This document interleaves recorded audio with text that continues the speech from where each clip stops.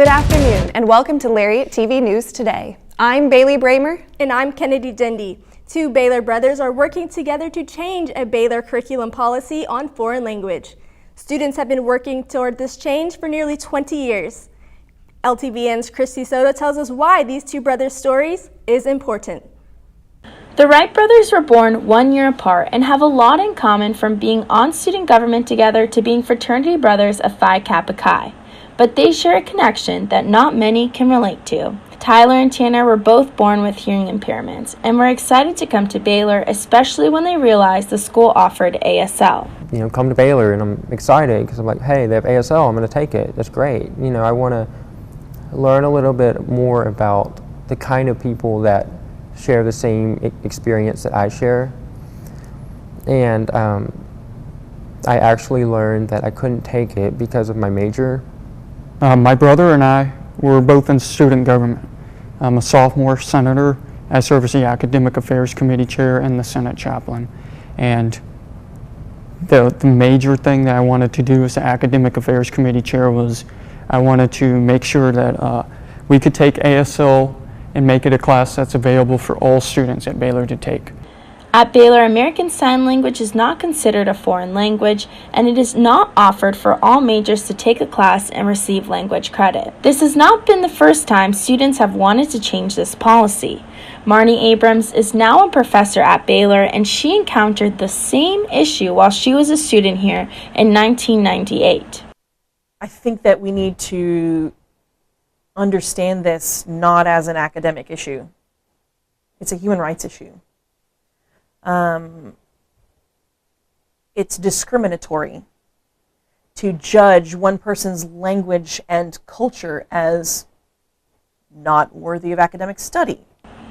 For Tyler and Tanner, this device has changed their life tremendously. Couldn't hear a single word growing up until I got the cochlear implant.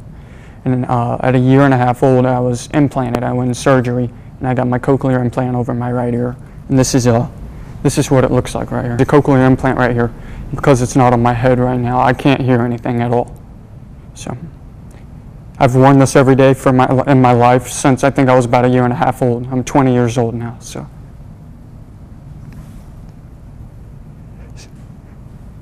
The best way I can describe it is like, go sit in a silent room where there's no noise, no air conditioning, no ruffling of anything, and just sit there, and soon you'll begin to hear your own thoughts. And that's actually, I've learned to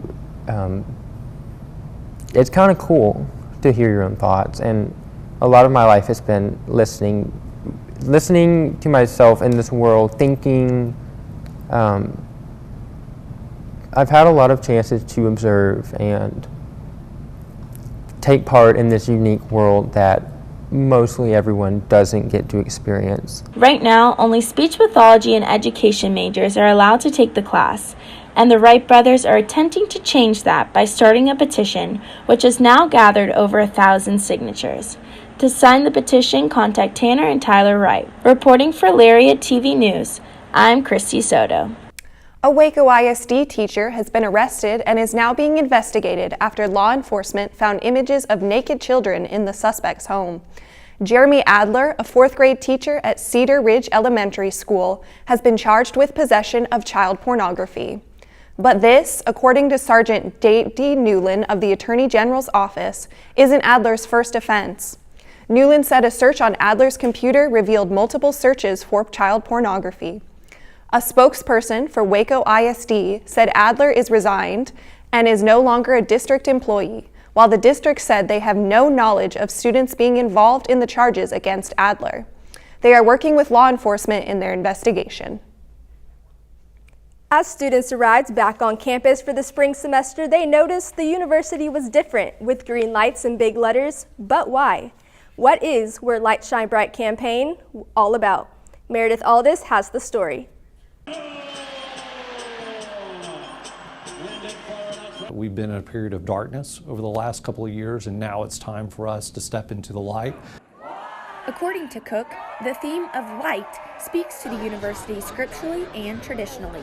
Matthew 5, we're called to be lights into the world, but there's other areas that we can look at light being significant for us as well. It's manifested in a lot of our traditions that we have here at Baylor.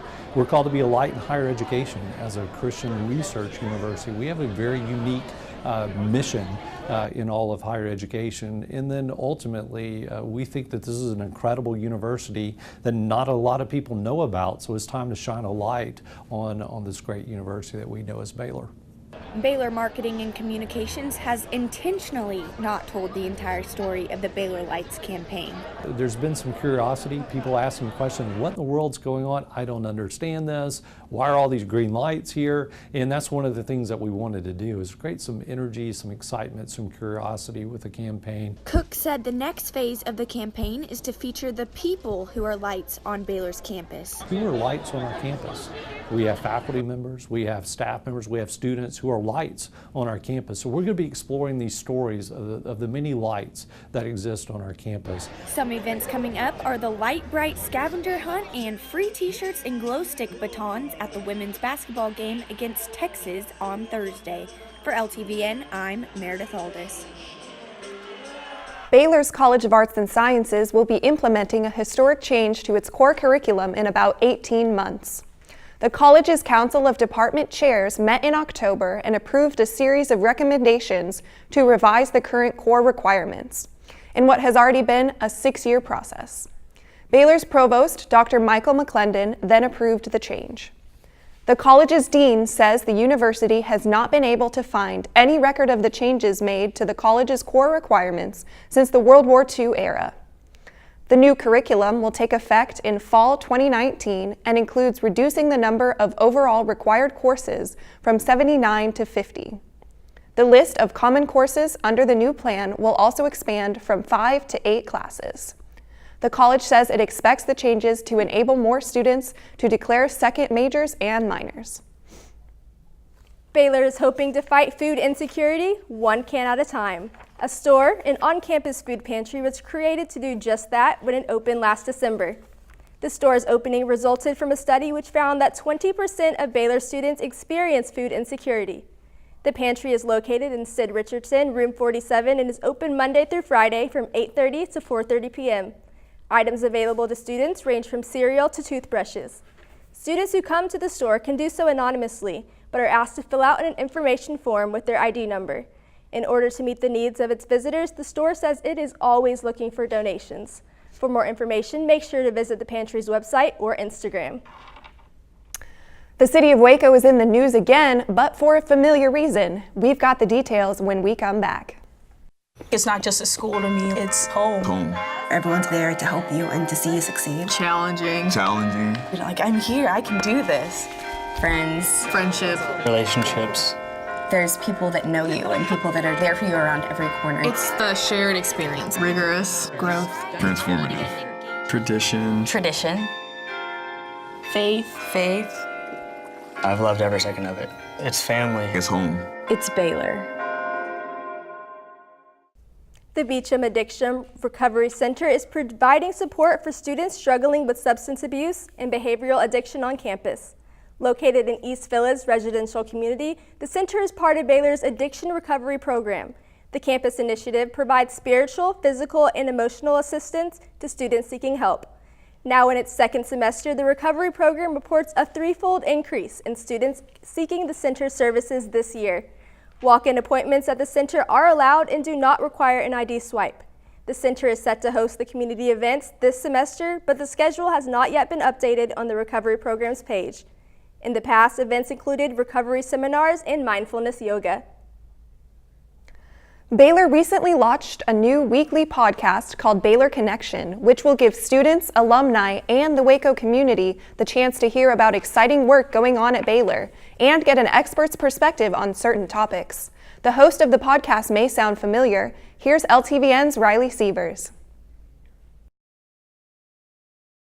This week on Baylor Connections. PA announcer at McLean Stadium and the Farrell Center, Derek Smith, is now lending his voice to Baylor Connections as the podcast's host.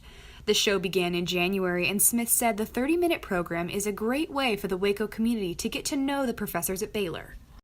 We can take a topic and really go in depth on it. And these are topics that in a lot of ways are of interest to the community beyond the Baylor campus. Smith said listeners can expect to hear from experts from all areas of the university, whether they're conducting important research or have insight into a specific issue.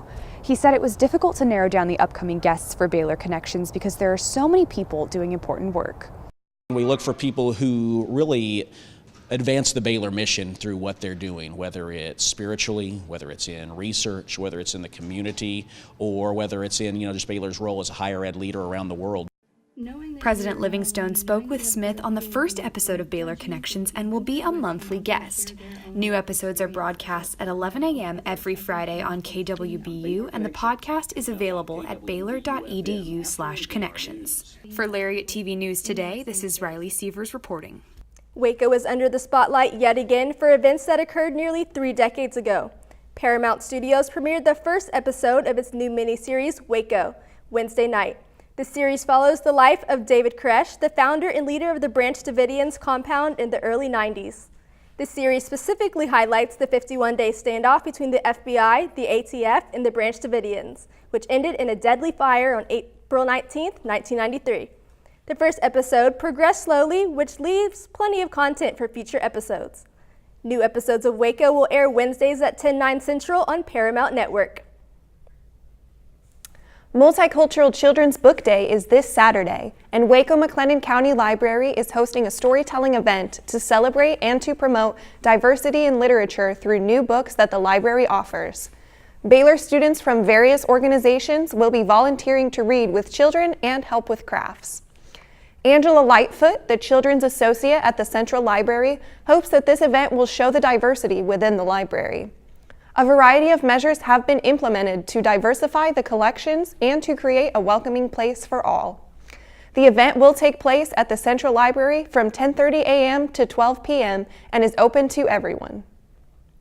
There are not many people who are successful in dual sports, but this Baylor alum took her athletic abilities with her after college and continues to win. Meredith Aldis caught up with Haley Cowan earlier this week to get the story.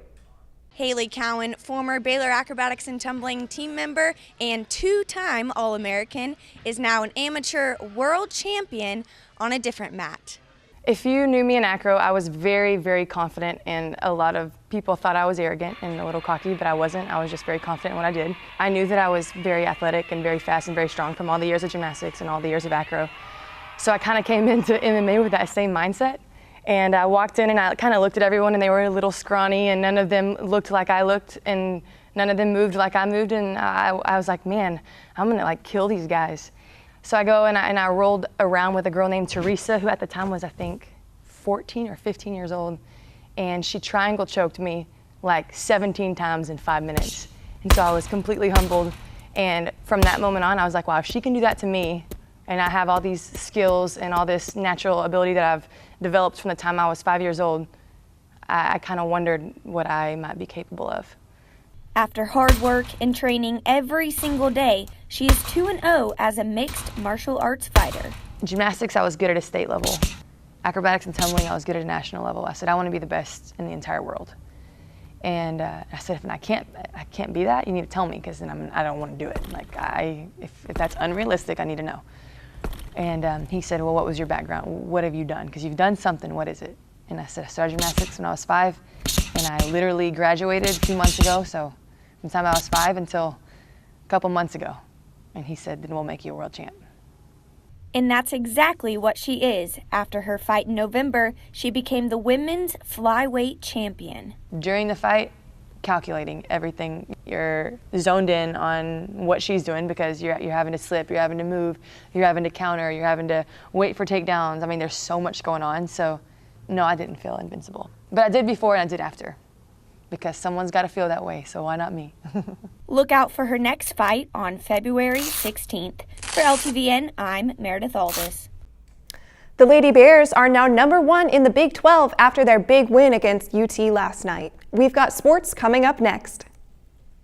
It's not just a school to me, it's home. Home. Everyone's there to help you and to see you succeed. Challenging. Challenging. Like, I'm here, I can do this. Friends. Friendship. Relationships. There's people that know you and people that are there for you around every corner. It's the shared experience. Rigorous. Growth. Transformative. Tradition. Tradition. Faith. Faith. I've loved every second of it. It's family. It's home. It's Baylor. Last night, the Lady Bears took on the University of Texas at the Farrell Center, determined to add on to their winning streak. Most people thought the game would have been a hard-fought battle for both teams, but the Bears were easily able to come out on top.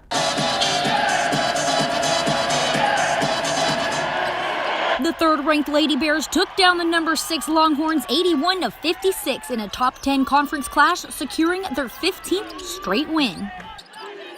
The Lady Bears took control of the game early and kept the pressure on, thanks to the terrific trio of Lauren Cox,